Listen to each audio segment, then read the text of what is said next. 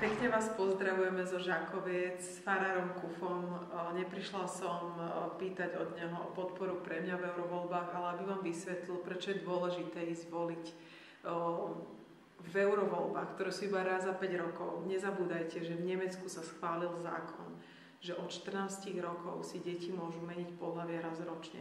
Situácia v Európe je veľmi, veľmi vážna.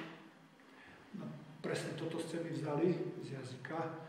Som sa dopočul, 14-ročné a najmä dievčatka.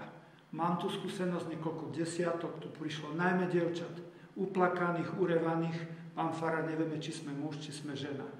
Keď nechceš, aby tvoja 14-ročná dcerka, vnúčka, neterka, aby bola zmagorená jak v Nemecku, že môže meniť pohlavie, kedy chce a jak chce, tak netreba voliť vôbec liberálov, vôbec nie. A koho treba voliť? Takých, čo vedia rozlišiť, kto je muž a kto je žena.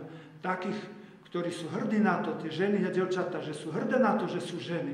A ten muž je hrdý na to, že je muž. Takýchto ľudí voľte, ktorí to vedia rozlišiť. Tak, jak tu pani Romana Tabak. Takýchto ľudí odporúčam voliť. Kto nepôjde voliť, riskuje to, potom nefňukaj, keď to urobí raz tvoja vnúčka, tvoja neterka alebo tvoja dcerka. Keď ideš voliť, nedaj sa presvedčiť a nedaj na toho, čo povie tvoj kamarát. Aj keď je dobrý kamarát, vypočuj si ho, ale nie je on rozhodujúci. Nie je rozhodujúci ani tvoj pokrvný príbuzný, nie je rozhodujúci ani kresťanská strana, keďže je v kresťanskej strane, to nie je rozhodujúce. Ani keď sú kresťanské médiá, lebo vidíme, že nesprávne dávali informácie. Podľa mňa nesprávne. Podľa nich správne, podľa mňa nesprávne.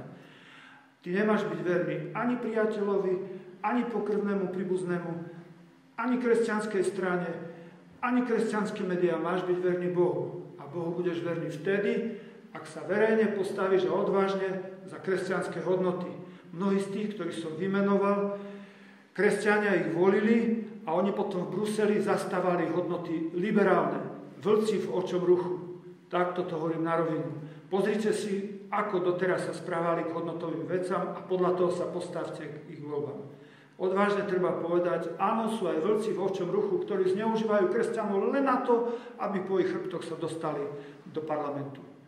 Tak nech vám Pán Boh žehná a osvieti rozum aj vôľu, aby ste statočne odvážne volili tých, ktorí sú za kresťanské hodnoty. Nemám čo viac dodať.